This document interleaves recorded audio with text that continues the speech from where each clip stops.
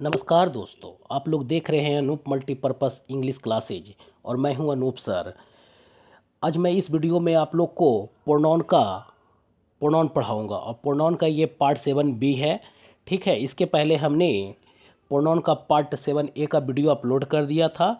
जिन लोगों ने हमारे पार्ट 1 से लेकर पार्ट 7A तक का वीडियो नहीं देखा है, मैं उन सभी लोगों से रिक्वेस्ट करूंगा कि सबसे पहले जाकर वो हमारे चैनल पे पार्ट 1 से लेके पार्ट 7A तक का वीडियो देख ले प्रोनाउन का, ताकि आपको इस वीडियो में किसी प्रकार को कोई प्रॉब्लम ना हो।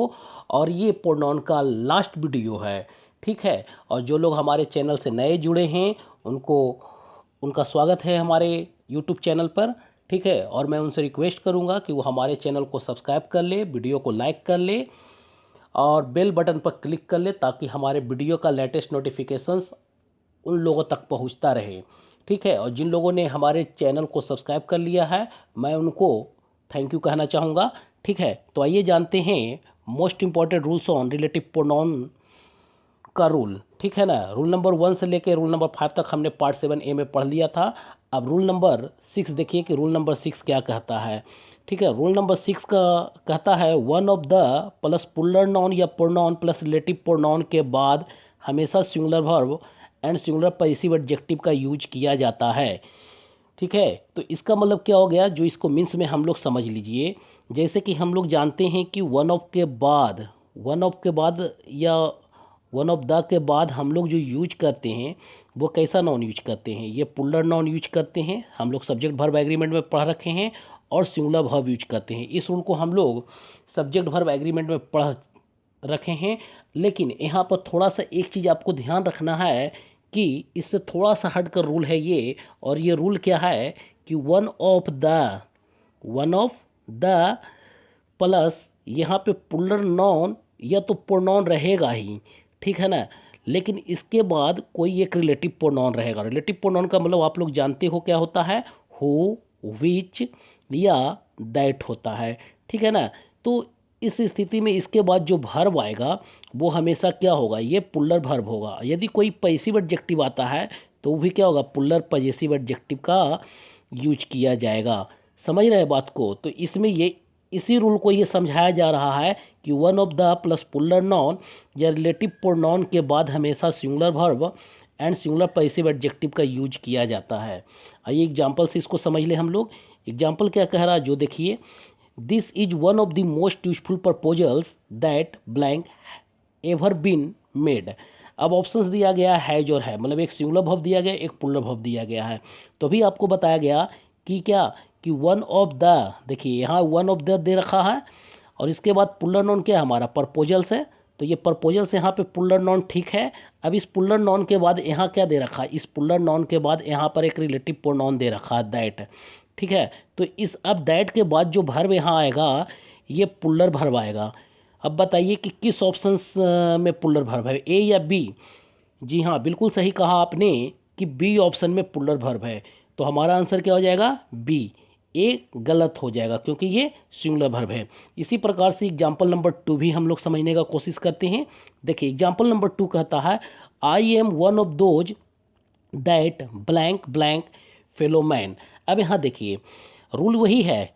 देखिए सबसे पहले क्या है, वन ऑफ का रूल यहाँ पे देखना है। वन ऑफ दे रखा है क्वेश्चन एग्जाम्पल नंबर 2 में, वन ऑफ, और फिर उसके बाद पुलर नाउन या प्रोनाउन चाहिए। तो प्रोनाउन यहाँ पे पुलर प्रोनाउन क्या दे रखा है, दोज दे रखा है, ठीक है। इसके बाद एक रिलेटिव प्रोनाउन क्या आया है, दैट आया है। अब यहाँ पर ये देखिए, इस मैंने बताया है कि इस स्थिति में इस दैट के बाद कैसा वर्ब यूज चाहिए, पुलर वर्ब चाहिए और पुलर पॉसेसिव एडजेक्टिव भी चाहिए, है ना।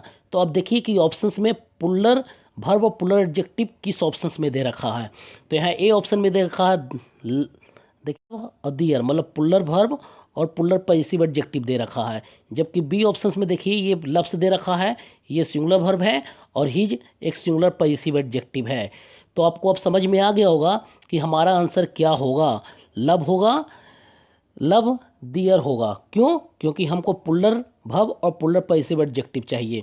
जबकि लव्स और हिज क्या है, लव्स एक सिंगुलर वर्ब है और हिज एक सिंगुलर पॉसेसिव एडजेक्टिव है, इसलिए ऑप्शन नंबर बी इनकरेक्ट है, ठीक है। तो इसी के साथ आइए रूल नंबर 7 को भी हम लोग देख लें। रूल नंबर 7 को भी आपको अच्छे से समझना है, ठीक है। थोड़ा सा डिफरेंस है रूल में, ठीक है, देखिए रूल नंबर 7 क्या कहता है, वो only one of plus puller non या प्रोनाउन प्लस रिलेटिव प्रोनाउन के बाद हमेशा singular verb and singular passive adjective का यूज किया जाता है। देखिए वहाँ पर रूल नंबर 6 क्या कह रहा था कि वन ऑफ द के बाद पुलर नॉन या puller pronoun plus relative pronoun के बाद पुलर वर्ब आता है। ठीक है, अब यहाँ पे ये देखिए कि उस रूल में केवल वन ऑफ द था, लेकिन यहाँ पर इस रूल में क्या दे रखा है, ओनली वन ऑफ।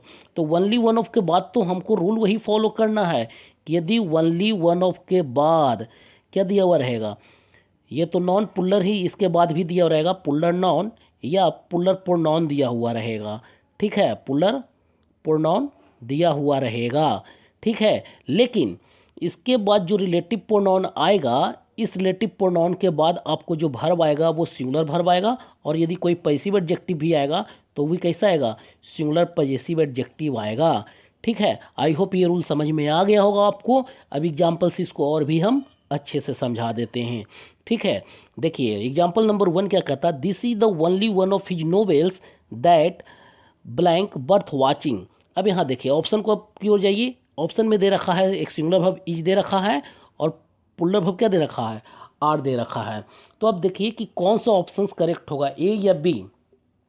यदि जो लोग रूल समझ गए होंगे तो वो तो बिल्कुल बताएंगे कि सर ए आंसर सही होगा, लेकिन जो लोग नहीं समझे हैं फिर से मैं उनको समझा दूं। देखिए ये रूल क्या कह रहा है, यहाँ देखिए ये क्या दे रखा है, ओनली वन ऑफ। देखिए हमने अभी कहा कि only one of plus puller noun या प्रोनाउन, पुलर प्रोनाउन के बाद क्या दिया रखा है, ये दैट क्या है, ये रिलेटिव प्रोनाउन है। तो उस कंडीशन में अब इसके बाद जो वर्ब आएगा वो कैसा वर्ब आएगा, सिंगुलर वर्ब। और सिंगुलर वर्ब क्या आएगा, इज या आर। बिल्कुल सही कहा आपने कि सिंगुलर वर्ब इज होता है। आई होप कि एग्जाम्पल नंबर 1 आपको अच्छे से समझ में आ गया होगा।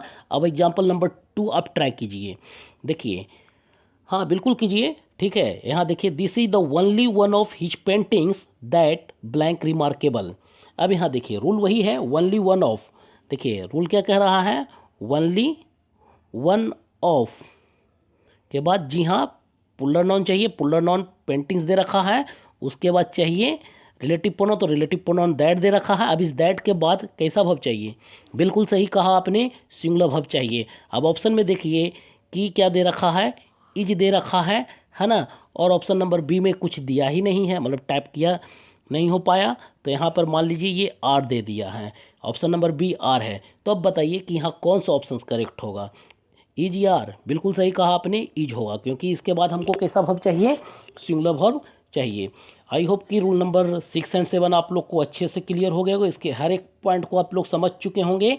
तो अब आइए रूल नंबर 8 देखते हैं। रूल नंबर 8 क्या कहता है, रूल नंबर 8 कहता है एंड से जुड़कर दो एंटीसीडेंट्स का यूज हो जिसमें एक मनुष्य तथा दूसरा जानवर या वस्तु हो तो दैट का यूज किया जाता है।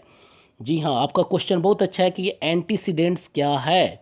ठीक है ना, तो देखिए एंटीसीडेंट्स क्या होता है, जब किसी रिलेटिव प्रोनाउन कहने का मतलब क्या हो गया, हु विच दैट के ठीक पहले कोई नॉन आएगा या तो कोई प्रोनाउन आएगा। तो जो ये नॉन या प्रोनाउन होगा हु भी दैट के पहले, इसी को हम लोग क्या कहेंगे, एंटीसीडेंट्स कहेंगे, एंटीसीडेंट्स कहेंगे। ठीक है ना, मतलब पूर्ववर्ती नॉन या प्रोनाउन। क्लियर है, तो हु भी दैट के पहले जो नॉन आएंगे या प्रोनाउन आएंगे उसे हम लोग एंटीसीडेंट्स कहते हैं। अब ये रूल क्या कह रहा है कि एंड से जुड़कर दो एंटीसीडेंट्स का यूज हो जिसमें एक मनुष्य तथा दूसरा जानवर या वस्तु हो तो दैट का यूज किया जाता है। ठीक है ना, तब यहाँ देखिए, यहाँ जो सेंटेंस हमारा स्टार्ट हो रहा है एग्जाम्पल नंबर 1 में, the man and his dog. अब यहाँ देखिए पहला में क्या दे रखा, एक मनुष्य आ रहा है, मैन, एंड हिज डॉग क्या, एक जानवर है। तो इस स्थिति में इसके बाद जो रिलेटिव प्रोनाउन आएगा वो कौन सा होगा, जी हाँ दैट का यूज किया जाएगा। हु बीच या हुम का यूज यदि आप करते हैं तो ये 100% क्या हो जाता है, इनकरेक्ट हो जाता है।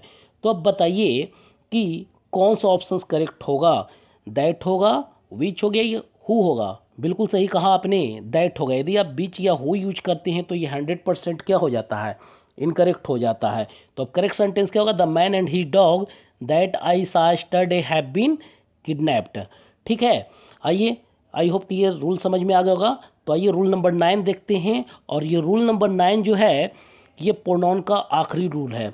फिर से एक बार मैं आप लोगों से रिक्वेस्ट करूंगा कि जो लोग हमारे चैनल से नए जुड़े हैं वो हमारे चैनल को सब्सक्राइब कर ले तथा बेल बटन पर क्लिक कर ले ताकि हमारे वीडियो का लेटेस्ट नोटिफिकेशंस आपको मिलता रहे, ठीक है ना। और हम आपके लिए प्रत्येक चैप्टर को, ठीक है ना, इजी वे में करके ही यूट्यूब पर आपके लिए लाएंगे। इसमें आपको सब्सक्राइब करने में किसी प्रकार का कोई पैसा खर्च नहीं हो रहा है, ठीक है। तो आप सबसे पहले हमारे चैनल को सब्सक्राइब कर लीजिए ताकि आपको फ्री में सारा कंटेंट आपको प्रोवाइड किया जा सके, ठीक है ना। अभी तो लॉकडाउन चल रहा है, आप लोग सभी को मालूम है, और आप लोग के डिमांड पर ही मैं वीडियो अपलोड कर रहा हूँ, ठीक है। केवल आप हमारा हिम्मत बढ़ाने के लिए चैनल को सब्सक्राइब कर लीजिए, बेल बटन पर क्लिक कर लीजिए तथा वीडियो को लाइक कर लीजिए। ये तो हम हु के बाद हमेशा वर्ब का यूज किया जाता है, जबकि हुम के बाद हमेशा सब्जेक्ट प्लस वर्ब का यूज किया जाता है, ठीक है।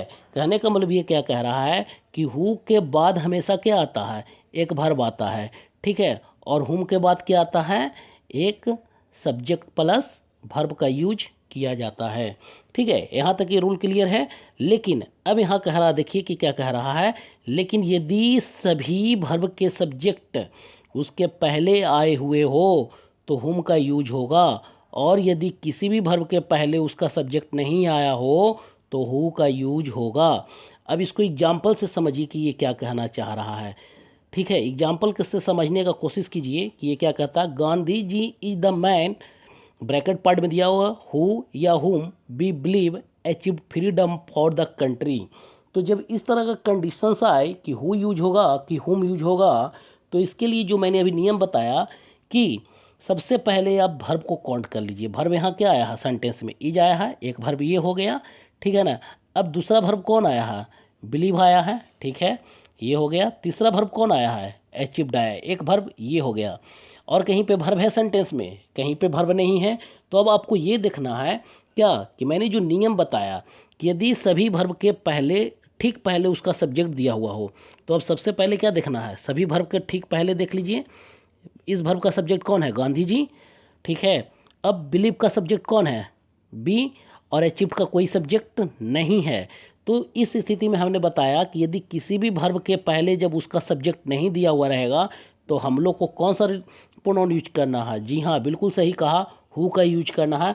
यदि आप हुम का यूज करते हैं तो ये 100% इनकरेक्ट हो जाता है।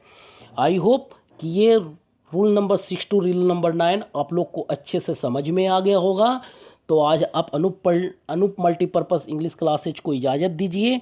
आपके साथ हम फिर बहुत जल्द ही मिलेंगे, तब तक के लिए